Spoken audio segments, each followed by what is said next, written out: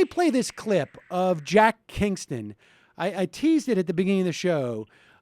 Jack Kingston, we've heard this stuff before from, Newt Gingrich, one of the greatest carnival barkers I think on the right they've ever had. One of the guys who is the epitome of that sort of infotainment mentality, because he's just a full-on snake oil salesman in some respects. But here's Jack Kingston speaking to some folks in Georgia in pursuit of the governorship of Georgia. Here he is talking about the problems that we have with food assistance. Is he running for Senate? I guess he's running for Senate. The food assistance, free lunches, I guess, and reduced lunches for poor children in schools. Here he is talking about it. On the Agriculture Committee, we have jurisdiction over the school lunch.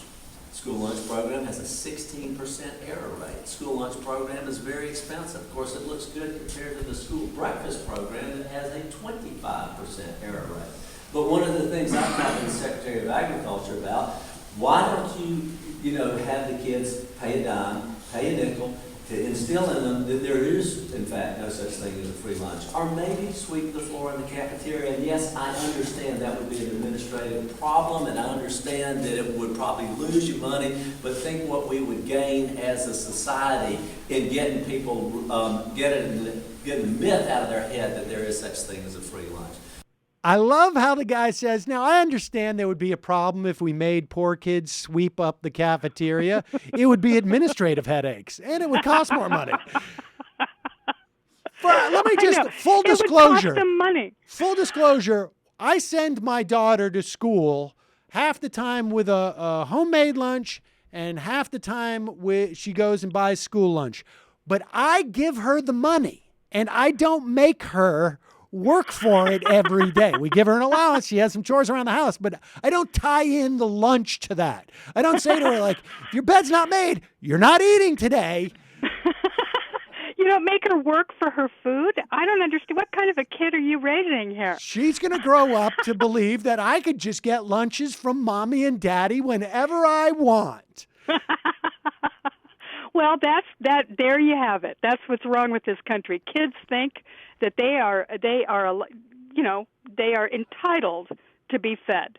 I mean, this is where we've gone wrong, clearly.